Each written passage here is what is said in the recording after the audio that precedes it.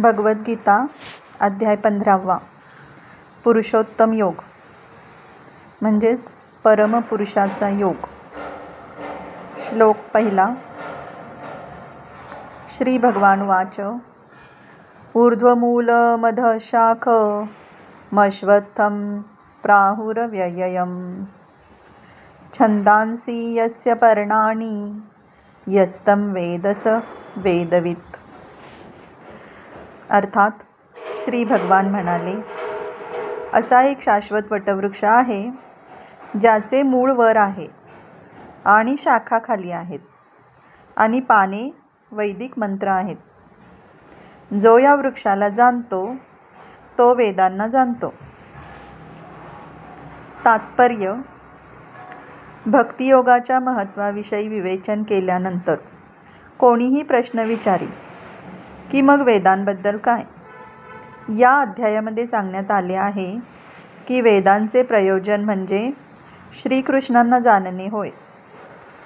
म्हणून भक्तीमध्ये संलग्न झालेला कृष्ण भावनाभवित मनुष्य पूर्वीच वेदवेत्ता असतो. या ठिकाणी भौतिक जगताच्या बंधनाची तुलना ही वटवृक्षाशी करण्यात आली आहे. जो सकाम कर्मी आहे त्याला या वटवृक्षाचा अंतच लागत नाही. तो एका शाखेवरून दुसऱ्या शाखेवर, दुसऱ्यावरून तिसऱ्या असे नेहमी भटकत राहतो. या भौतिक संसाररूपी वृक्षाला अंतच नाही आणि जो या वृक्षात आसक्त आहे त्याला मोक्षप्राप्तीची शक्यताच नाही.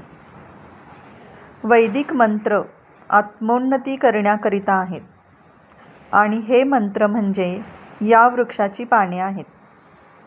या वृक्षाची मुळे ऊर्ध्व दिशेने वाढतात, कारण या वृक्षाचा प्रारंभ ब्रह्मांडातील सर्वोच्च अशा ब्रह्मलोकापासून होतो. जर मनुष्याला या अविनाशी मोहरूपी वृक्षाचे ज्ञान झाले तर तो या वृक्षातून बाहेर पडू शकतो. सुटका होण्याची ही पद्धत जाणून घेतली पाहिजे.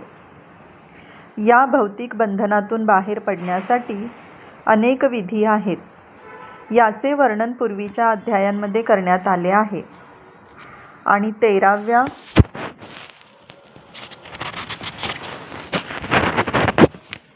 अध्यायापर्यंत आपण पाहिले की भगवत भक्ती हीच सर्वोत्तम विधी आहे. भक्तीचे मूलभूत तत्व म्हणजे भौतिक कर्मांपासून अनासक्ती आणि दिव्य भगवत सेवेप्रती आसक्ती होय. या भौतिक जगताशी असणारी आसक्ती भेदण्याची विधी या अध्यायाच्या प्रारंभी सांगण्यात आला आहे. या संसाररूपी वृक्षाची मुळे ऊर्ध्व दिशेने वाढतात. याचा अर्थ असा आहे की महत्तत्वापासून या मुळाच्या वाढीला प्रारंभ होतो आणि ब्रह्मांडाच्या सर्वोच्च लोकापासून ते मूळ खाली येते. त्या ठिकाणाहून संपूर्ण ब्रह्मांडाचा विस्तार होतो आणि यामध्ये अनेक शाखारूपी विविध ग्रहमालिकांचा समावेश होतो. वृक्षाची फळे म्हणजे जीवाची धर्म, अर्थ, काम आणि मोक्ष ही कर्मफले होत. या जगामध्ये जरी फांद्या खाली आणि मुळे वर असलेला वृक्ष आढळत नसला तरी असाही वृक्ष अस्तित्वात असतो. असा वृक्ष जलाशयाच्या तीरावर आढळू शकतो. आपण पाहू शकतो की तीरावर असलेल्या वृक्षाचे प्रतिबिंब पाण्यात पडलेले असते आणि त्यामध्ये वृक्षाच्या फांद्या खाली तर मूळ वर असल्याचे आढळते.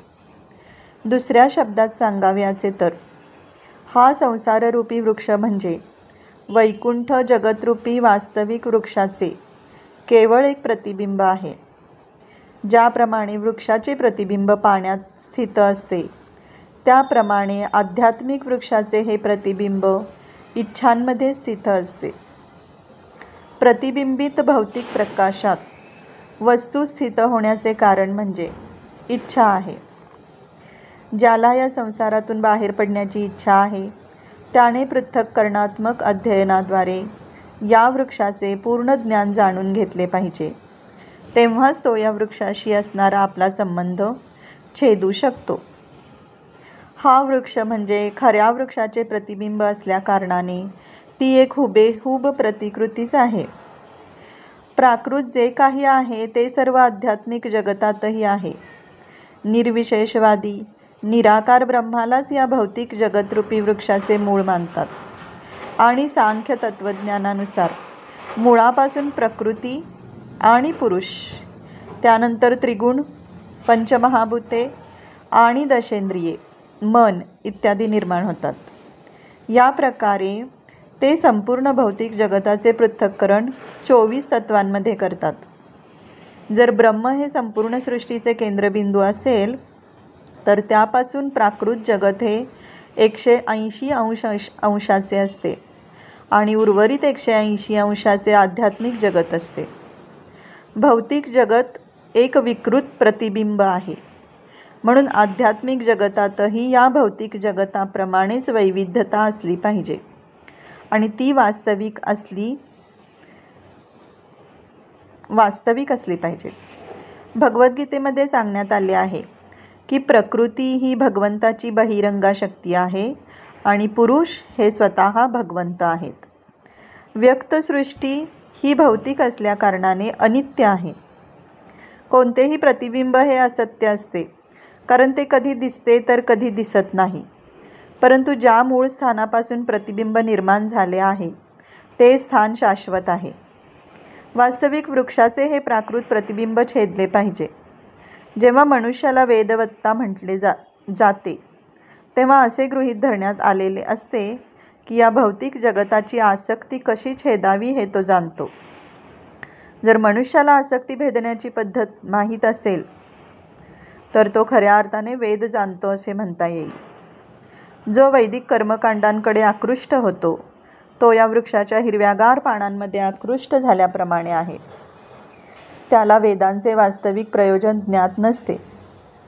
भगवंतांनी स्वतः सांगितल्याप्रमाणे हा प्रतिबिंबित वृक्ष छेदून आध्यात्मिक जगतरूपी वास्तविक वृक्षाची प्राप्ती करणे हे वेदांचे प्रयोजन आहे. राधे राधे.